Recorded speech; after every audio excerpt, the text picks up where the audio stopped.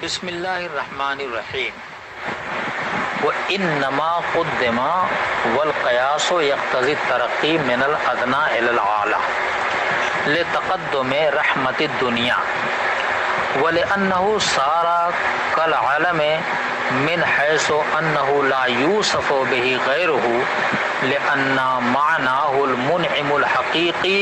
الْبَالِغُ فِي الرَّحْمَةِ غَايَتَهَا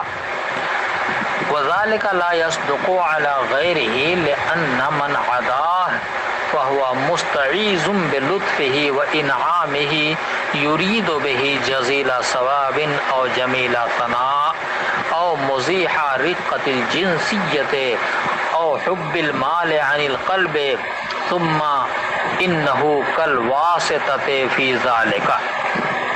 لأن ذات النعم ووجودها والقدرة على إيصالها والداعية الباعثة عليه والتمكن من الانتفاع بها والقوى التي بها يحصل الانتفاع إلى غير ذلك من خلقه لا يقدر عليها أحد غيره أو لأن الرحمن لما دل على جلائل النعم وأصولها ذكر الرحيم ليتناول ما خرج منها فيكون كالتتمة والرديف له أو للمحافظة على رؤوس الآية.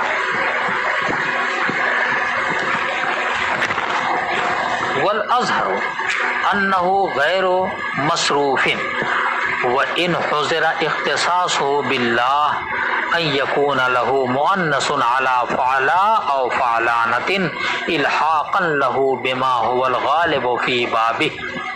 وإنما خص التسمية بهذه الأسماء ليعلم العارف أن المستحق لأن يستعان به في مجامع الأمور هو المعبود الحقيقي الذي هو مولى النعم كلها عاجلها وآجلها جليلها وحقيرها فيتوجه بشراشره إلى جناب القدس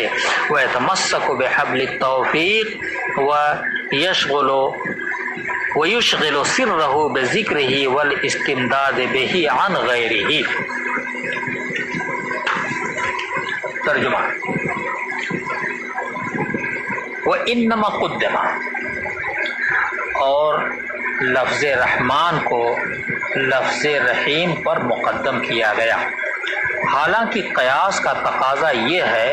کہ ذکر اوصاف کے مقام پر ادنا صفت سے اعلیٰ صفت کی طرف ترقی کی جائے، اس لیے کہ دنیا کی رحمت مقدم، اور اس لیے بھی کہ رحمان لفظ اللہ کے مشابہ ہے، اس حیثیت سے کہ غیر اللہ کی صفت نہیں بنتا، جس طرح کی لفظ اللہ کا اطلاق ذات باری کے سوا کسی پر نہیں ہوتا، اسی طرح سے لفظ رحمان غیر اللہ کی صفت نہیں بنتا، کیونکہ رحمان کے معنی اس منعم حقیقی کے ہیں جو رحمت کے انتہائی مقام کو پہنچا ہوا ہو، اور یہ معنی غیر اللہ پر صادق نہیں آتا، اس لیے کہ خدا کے علاوہ جتنے بھی لوگ ہیں وہ اپنے لطف و انعام کے بدل کے خواہاں رہتے ہیں، خواہ وہ بدل آخرت میں ثواب کثیر ہو یا مخلوق کے منہ سے تعریف کرانا مقصود ہو، یا وہ رقت زائل کرنا پیش نظر ہو جو ہم جنسی کے بنا پر پیدا ہوتی ہے، یا اپنے دل سے مال کی محبت دور کرنا مد نظر ہو، اور پھر یہ کہ بندہ اپنے لطف کے اندر ایک واسطہ کی طرح ہے، اس لیے کہ خود نعمتوں کی ذات یا ان کا وجود اور غیر کو دینے پر قدرت دینا، اور وہ داعیہ جو بندہ کو دینے پر ابھارتا ہو اور نعمتوں سے منتفع ہونے کی قدرت دینا، اور وہ قوتیں عطا کرنا جن کے ذریعہ انسان نفع یاب ہو سکے، اور اس کے علاوہ بہت سی چیزیں ہیں، یہ سب اللہ ہی کے پیدا کرنے سے ہیں، خدا کے علاوہ ان چیزوں کو کوئی دوسرا قدرت، ان چیزوں کی کوئی دوسرا قدرت نہیں رکھتا، یا اس لیے کہ رحمان جب لفظ اللہ کی بڑی بڑی نعمتوں اور ان کے اصول پر دلالت کرتا ہے تو رحیم کو ذکر کیا تاکہ ان نعمتوں کو جو رحمان سے نکل گئی تھیں ان کو بھی یہ شامل ہو جائیں۔ پس رحیم کا ذکر بطور تتمہ اور ردیف کے ہوگا یا رؤوس آیات کی محافظت کی وجہ سے لفظ رحیم کو لفظ رحمان سے مؤخر ذکر کیا۔ والازہر، اور اظہر یہ ہے کہ رحمان غیر منصرف ہے، اگرچہ اس کا خدا کے ساتھ مختص ہونا اس بات سے مانع ہے کہ اس کا مؤنث فعلا یا فعلانتن کے وزن پر آئے، مگر پھر بھی غیر منصرف ہے۔ کیوں؟ ان کلمات کے ساتھ لاحق کر دینے کی وجہ سے جن کے باب میں غیر منصرف ہونا غالب ہے، اور تسمیہ کے اندر خاص طور پر انہی اسما کو ذکر کیا گیا، یعنی اللہ، رحمان اور رحیم ذکر کیا گیا تاکہ عارف اس بات کو جان لے کہ اس بات کے لائق کہ جس سے تمام امور میں مدد طلب کی جائے صرف وہی ذات ہے جو معبود حقیقی ہو اور تمام نعمتوں کا عطا کرنے والا ہو، خواہ وہ نعمتیں فوری ہوں یا بعد میں ملنے والی ہوں، چھوٹی ہوں یا بڑی ہوں۔ بس عارف اس بات کو سمجھ کر اپنے پورے دل و دماغ کے ساتھ جناب باری کی طرف متوجہ ہو جائے اور اس کی توفیق کی رسی کو مضبوط پکڑ لے اور اس کا باطن اللہ کے ذکر کے ساتھ مشغول ہو جائے اور وہ صرف اللہ ہی سے مدد طلب کرے۔ تفسیر انما قدمہ، یہاں سے ایک سوال و جواب کو ذکر کر رہے ہیں جس کو قاضی صاحب رحمۃ اللہ علیہ نے القیاس سے بیان کیا ہے۔ وہ ایک قاعدہ ہے، قاعدہ یہ ہے کہ اوصاف کے تذکرہ کی ترتیب یہ ہونی چاہیے کہ پہلے ادنا وصف کو ذکر کریں اور بعد میں اعلیٰ کو، کیونکہ اعلیٰ کو بعد میں ذکر کرنے سے فائدہ جدیدہ حاصل ہوتا ہے، بخلاف اس کے کہ اگر اعلیٰ کو مقدم ذکر کر دیا جائے تو پھر ادنا کو ذکر کرنے کی کوئی ضرورت ہی نہیں رہتی، کیونکہ اعلیٰ تو اس ادنا کے معنی پر مشتمل ہی تھا، لہذا ادنا کو ذکر کر کے سوائے تکرار کے کوئی فائدہ جدیدہ حاصل نہیں ہوتا۔ یہ قاعدہ سمجھنے کے بعد اب سمجھیے کہ لفظ الرحمن الرحیم میں تذکر اوصاف کا ذکر ہے اور الرحمن بمقابلہ رحیم کے ابلغ ہے اور الرحیم ادنا ہے، لہذا رحیم کو مقدم ہونا چاہیے، لیکن یہاں معاملہ برعکس ہے، یعنی رحمان مقدم ہے اور رحیم مؤخر ہے۔ قاضی صاحب نے اس کے 4 جوابات دیے ہیں کہ رحمان کو رحیم پر کیوں مقدم کیا گیا۔ پہلا جواب یہ ہے کہ رحمان زیادتی بحسب کمیت کے اعتبار سے رحمت دنیا پر دلالت کرتا ہے اور رحمت دنیا وجود کے اعتبار سے مقدم ہے رحمت آخرت پر، لہذا اس لفظ کے دال یعنی رحمان کو بھی ذکراً مقدم کر دیا تاکہ دال کا وجود ذکری مدلول کے وجود طبعی کے مطابق ہو جائے۔ دوسرا جواب یہ ہے کہ رحمان کو اللہ کے ساتھ زیادہ مشابہت ہے، کیونکہ غیر اللہ اس کے ساتھ بالکل متصف نہیں ہوتا، جس طرح کہ لفظ اللہ کا اطلاق غیر اللہ پر نہیں ہوتا۔ اسی مناسبت کی وجہ سے رحمان علم کی حیثیت میں ہو جاتا ہے، اور چونکہ علم مقدم ہوتا ہے وصف پر، اس لیے رحمان کو مقدم کر دیا رحیم پر، بخلاف رحیم کے کہ اس کا اطلاق غیر اللہ پر بھی ہوتا ہے۔ چنانچہ حضور نبی کریم صلی اللہ تعالی علیہ وسلم کے لیے رحیم کا لفظ بالمؤمنین رؤوف الرحیم کے اندر استعمال ہوا ہے۔ اب رہی یہ بات کہ لفظ رحمان کا اطلاق غیر اللہ پر کیوں نہیں ہوتا؟ تو اس کا جواب یہ ہے کہ رحمان کے معنی ہیں اس منعم حقیقی کے جو انعام کے انتہائی کمال کے درجے پر پہنچا ہوا ہو، اور ہم دیکھتے ہیں کہ یہ معنی غیر اللہ پر صادق نہیں آتے، لہذا رحمان کا اطلاق غیر اللہ پر نہیں ہو سکتا۔ اب رہی یہ بات کہ یہ معنی غیر اللہ کے اندر کیوں نہیں پائے جاتے، تو اس کا جواب سننے سے پہلے منعم حقیقی اور انعام کے درجہ کمال کے معنی سمجھ لیجئے۔ منعم حقیقی اس منعم کو کہتے ہیں جو خالص اپنی ذاتی نعمتیں دیتا ہے، انعام کرنے میں واسطہ نہ ہو، اور انعام کا درجہ کمال یہ ہے کہ انعام کر کے اس کے بدل کا خواہاں نہ ہو۔ اور بندے میں درجہ کمال اس لیے نہیں پایا جاتا کہ بندے لطف و انعام کر کے اس کے عوض کے متمنی رہتے ہیں۔ اب بدل کی دو قسمیں ہیں، جلب منفعت اور دفع مضرت۔ پھر جلب منفعت کی دو صورتیں ہیں، یا تو آخرت سے متعلق ہوگا یا دنیا سے۔ بندے ان چاروں قسم کے بدل کے خواہاں ہیں۔ جلب منفعت متعلق بالآخرت کے خواہاں تو اس طور پر ہیں کہ انعام کی وجہ سے اللہ تعالیٰ سے آخرت میں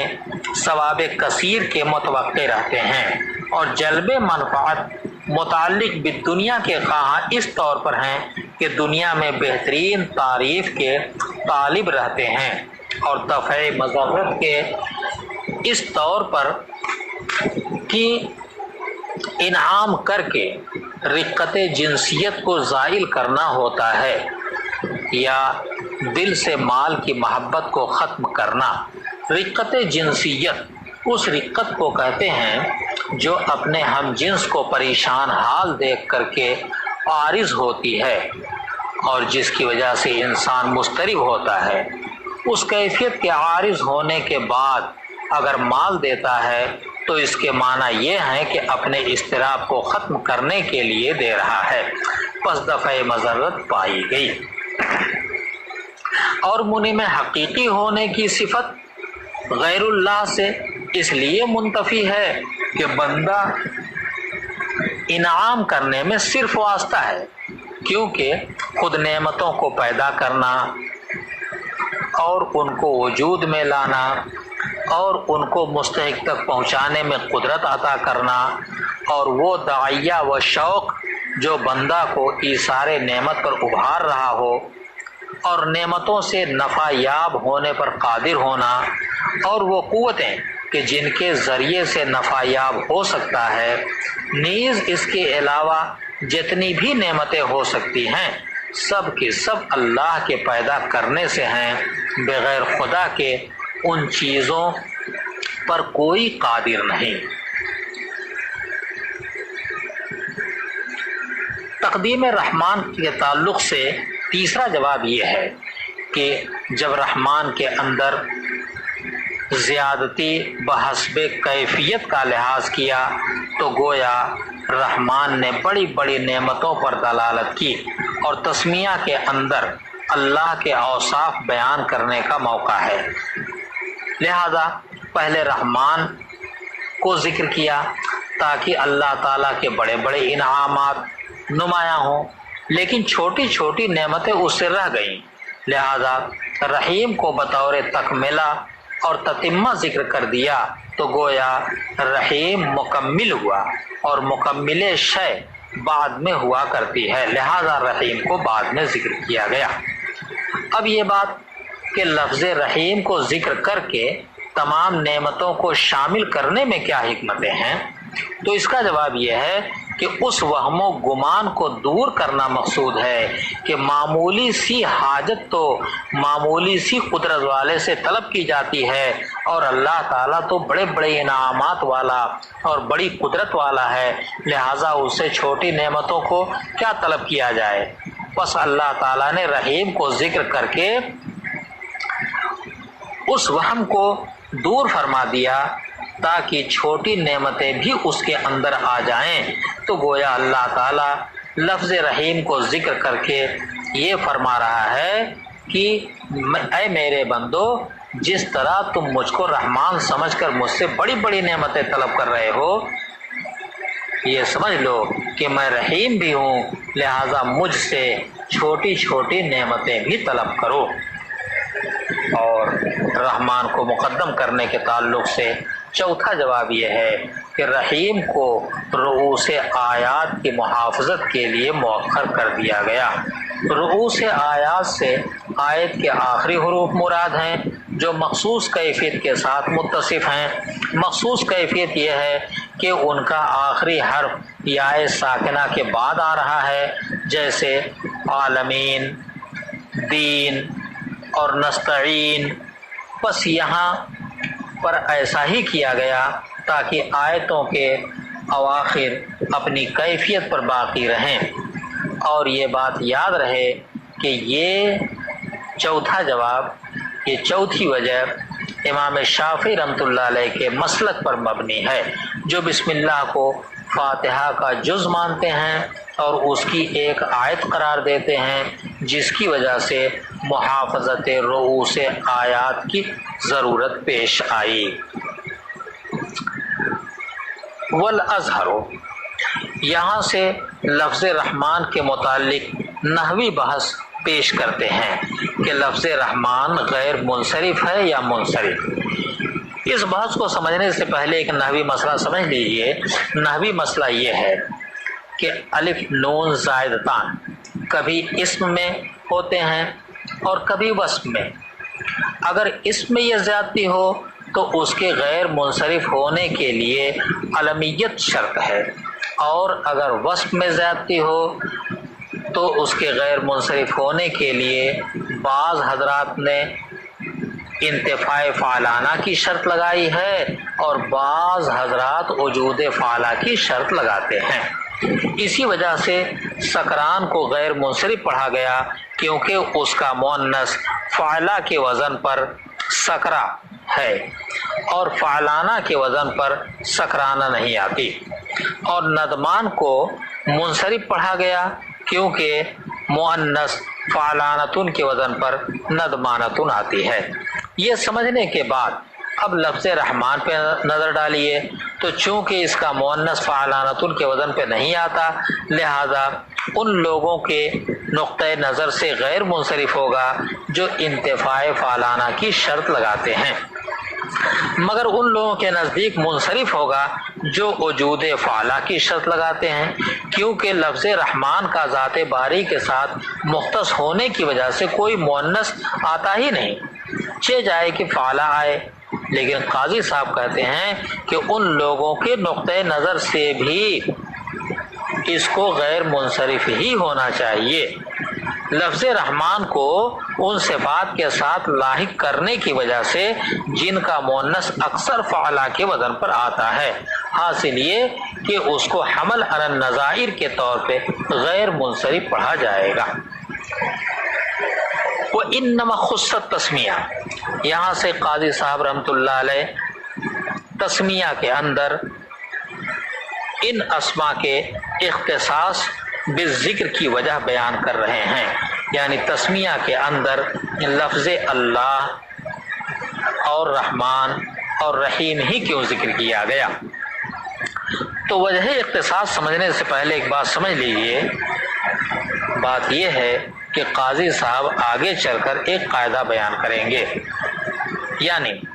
انا ترتب الحکم علی الوصف یشعر بعلیتہ لہ، یعنی اگر کسی وصف پر کوئی حکم مرتب ہو تو وہ اوصاف اس ترتب حکم کے لیے علت اور مقتضی ہوا کرتے ہیں، اور موصوف اس حکم کا محض ان اوصاف ہی کی وجہ سے مستحق ہوتا ہے۔ اب یہاں سمجھیے کہ اللہ تعالیٰ نے استحقاق تسمیہ کو مرتب کیا ہے لفظ اللہ اور رحمان اور رحیم پر، اور اللہ کے معنی معبود حقیقی کے ہیں اور رحمان کے معنی بڑے بڑے انعام کرنے والا اور رحیم کے معنی چھوٹے چھوٹے انعام کرنے والا۔ اس استحقاق تسمیہ کو ان اوصاف پر مرتب کر کے اس بات کی طرف اشارہ کیا کہ مستحق استعانت وہی ذات ہے جو معبود حقیقی ہے، اور تمام انعامات خواہ وہ فوری ہوں اور خواہ بعد میں ملنے والے ہوں، بڑے انعام ہوں یا چھوٹے انعام ہوں، تاکہ عارف اس بات کو جان کر پوری طرح اللہ کی طرف متوجہ ہو جائے اور اس کی توفیق کی رسی کو مضبوط پکڑ لے، اور اس کا باطن اس کے ذکر کے ساتھ مشغول ہو جائے اور صرف اللہ ہی سے مدد طلب کرے، غیر اللہ سے نہیں۔ اس طور پر اللہ تبارک و تعالیٰ نے الرحمن الرحیم وغیرہ کو ذکر کیا، یہاں تک تفسیر مکمل ہوئی۔